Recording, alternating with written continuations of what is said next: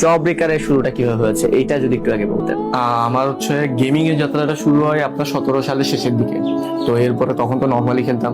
তো normally game টেম খেলার পরে দিয়ে যখন ওই ই স্পোর্ট সম্পর্কে আসলে জানতে পারি, তো তখন আমাদের প্রথমবার যখন ফ্রি ফায়ার থেকে টুর্নামেন্ট লঞ্চ করা হয়, তখন ওটা ছিল ওয়ার্ল্ড কাপ নামে পরিচিত ছিল আর কি, যে ফ্রি ফায়ার ওয়ার্ল্ড কাপ।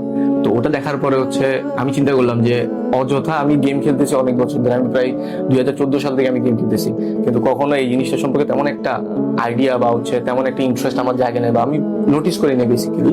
তো যখন ওই জিনিসটা 18 সালে আমি নোটিস করি, তখন চিন্তা করি আমি শুধু শুধু গেম খেলে সময়টা নষ্ট কেন করবো, আমি কিছু একটা করি। কারণ ওখানে দেখা যায় ওটা অনেক বড় আসর, আপনি তো রিসেন্টলি গেছেন, তো দেখছেন ওখানে বাইরের কান্ট্রি আসর গুলো কত বড় বড় হয়ে থাকে, প্রাইজ মানিও হিউজ থাকে, প্রায় $1 মিলিয়ন মতো প্রাইজ মানি থাকে, $2 মিলিয়ন থাকে। তো অনেক প্রায় 10-12 কোটি টাকা 15 কোটি টাকা প্রাইজ মানিতে নিয়ে থাকে। তো ওই জিনিসটা ওই সব কিছু দেখার পরে হচ্ছে আমার ইন্টারেস্ট অনেক বেশি জাগে যে গেম খেলে অযথা সময় কেন নষ্ট করবো, আমি গেমটাকে যদি ওখান থেকে কিছু একটা যদি আর্নিং করতে পারি বা হচ্ছে কান্ট্রিকে রিপ্রেজেন্ট করার একটা বড় সুযোগ ওখানে থাকে। তো যার কারণে আমার ইন্টারেস্টটা ওখান থেকেই জাগে যে আমি একটা কিছু করতে পারলে আমার আর্নিংও হবে, আমি দেশকে রিপ্রেজেন্টও করতে পারবো। আসলে ওখান থেকেই আমার ইচ্ছা জাগে যে না, আমি একটা টিম এখন গঠন করবো। তো 2018 সালে ট্রাই করছি অনেকগুলা, একটা টিম নিয়ে ক্যারি করছি, বাট ওটা নিয়ে তেমন একটা ক্যারি করে আসলে পোষাইতে পারিনি। বাট মোটামুটি একটা কমিউনিটিতে ভালো নাম তখন হয়ে যায়। এরপরে 19 সালের ডিসেম্বরের 3 তারিখ হচ্ছে বেসিক্যালি আমি জব ব্রেকার্সটা গঠন করি 3-4টা প্লেয়ার নিয়ে।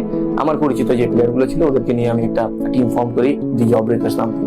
একদম শুরুর টিমে কারা ছিল? একদম শুরুতে হচ্ছে কোনটা, জব ব্রেকার্স আগে নাকি? না, জব ব্রেকার্স Job যেটা Breakers। বলেন না যে 19 সালের শুরুর দিকে ফার্স্ট টাইম যখন জব ব্রেকার করলাম। জব ব্রেকার্সে তখন আমাদের সাথে স্যাডনেস ছিল একজন, সাদমান রাতুল, আর একজন হচ্ছে আপনার লিওমোট ছিল, ও তামজিদ রাতুল, তারপরে হচ্ছে আপনার একজন ছিল মুন্না নামের, আরেকজন ছিল রয়্যাল, তার গেম নেম ছিল। এই 4জন নিয়ে আমরা শুরু করি। এরপরে একটু পারিবারিক অসুবিধার কারণে হচ্ছে রয়্যাল যে প্লেয়ারটা ছিল ওটা খুবই স্কিলফুল একটা প্লেয়ার ছিল, সে ঝরে পড়ে আর কি, সে সিদ্ধান্ত নেয় যে না, আমি গেমিং আসলে কন্টিনিউ করতে পারবো না। তো তখন আমি হচ্ছে একটা আন্ডারডগ প্লেয়ার আমার চোখে চোখে ছিল, তো ওটা হচ্ছে জেডি চিতা। তো তখন এরপরে চিতাকে তখন আমি টিমে নিয়ে আসি। তো ওই 4জন নিয়ে আমরা তখন শুরু।